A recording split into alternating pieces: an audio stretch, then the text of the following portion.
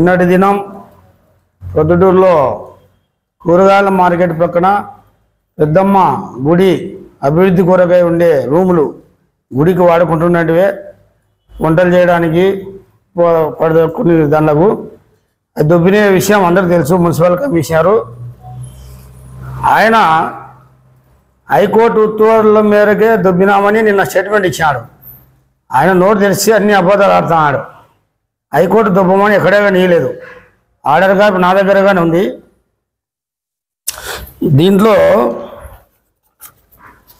నాతో వివరణ తీసుకొని ఫర్దర్ యాక్షన్ ఏదైనా తీసుకోండి అని చెప్పి ఇచ్చింది హైకోర్టు. నాతో వివరణ తీసుకోమని చెప్పింది, ఎక్కడే కానీ దొబ్బమని లేదు. నేను వివరణ ఇచ్చినాను. ప్రొద్దుటూరులో ఇట్లా అక్రమ కట్టడాల పైన మీరు నోటీసులు ఇచ్చినారు, హైకోర్టుకు పోయిన వాళ్ళు చాలామంది ఉన్నారు. మళ్ళీ అవన్నీ ఎందుకు దొబ్బలేదు? నా పైన మీరేమో చుట్టూ చెప్తున్నారు హైకోర్టుకు పోయినాడు అతనే అని.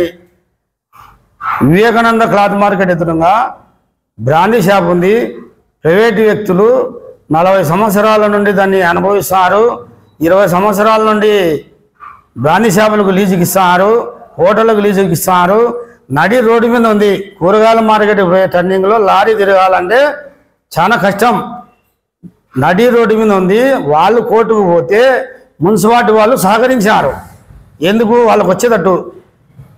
అదేవిధంగా నా పెద్దమ్మ గుడి దళిత నాయకుడైన నేను కట్టించిన కాబట్టి నువ్వు చాలా ఇంట్రెస్ట్ వచ్చి తెల్లవారుజామున 3:30 నుండి 200 మంది పోలీసులు పెట్టుకొని తప్పుతున్నావు కాదా? ఆ పక్కనే రిలయన్స్ మాల్ ఉంది, దానికి ఆనుకొనే నువ్వు నిలబడుకున్నావు. దాని కాడ జనరేటర్ రూమ్ ఉంది. ఆ రోడ్డు అంతా మొత్తం మున్సిపాలిటీ స్థలమే. అది అక్రమ కట్టడం అని నీకు తెలుసు, గతంలో కమిషనర్లకు తెలుసు, అందరికీ తెలుసు.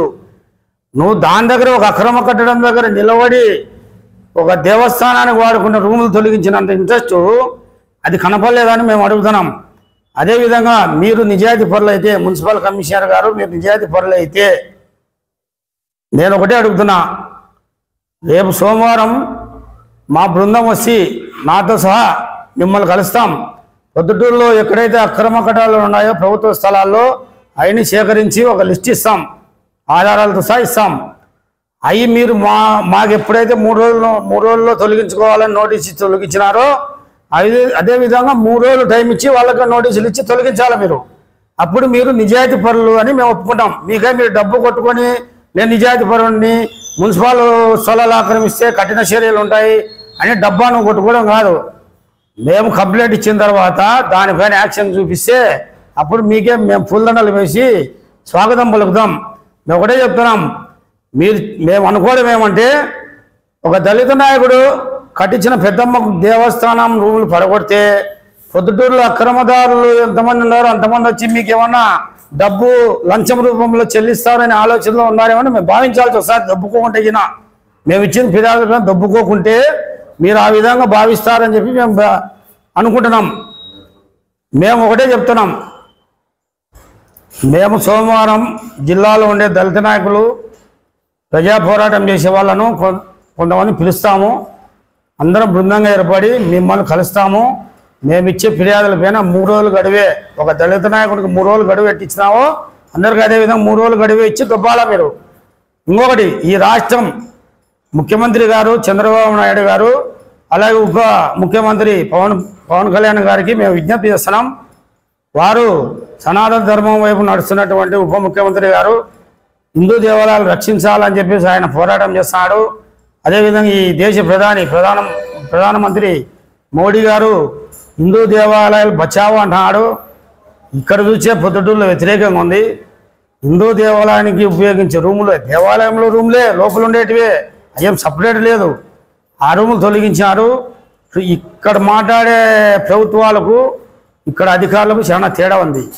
అదేవిధంగా పొద్దుటూరులో బీజేపీ నాయకుడు, నియోజకవర్గం ఇన్ఛార్జి గొర్రె శ్రీనివాసులు లాయరు, ఆయన ఒక బీజేపీలో ఉండి బీజేపీ పార్టీ ఏం సిద్ధాంతాలు ఉన్నాయి, సిద్ధాంతాలకు వ్యతిరేకంగా ఆయన అనుచరుడు పసుపులేటి రామాంజనేయులు అని ఉన్నాడు. అతను కానీ బీజేపీలో కార్యకర్త, మెంబర్షిప్ ఉంది.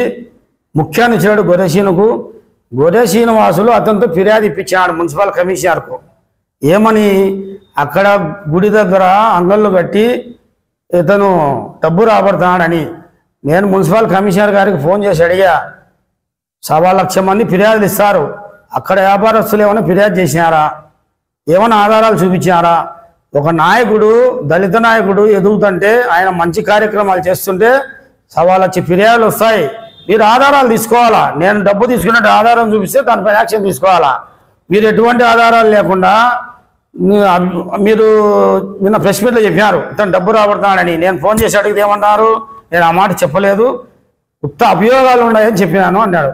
అభియోగాలు ఉంటే నువ్వు ఎట్ట చర్య తీసుకుంటావు? నేను అంటున్నాను, మున్సిపల్ కమిషనర్ నా గుడి రూములు తప్పడానికి పొద్దుటూరులో 2 కోట్లు డబ్బు తీసుకున్నాడని మీ పైన నేను అభియోగం చేస్తే ఊరుకుంటారా? అది పద్ధతి కాదు కమిషనర్ గారు. ఇదే నిజాయితీ ఎంత మట్టుకుంటారో మేము సోమవారం తేలుస్తాం.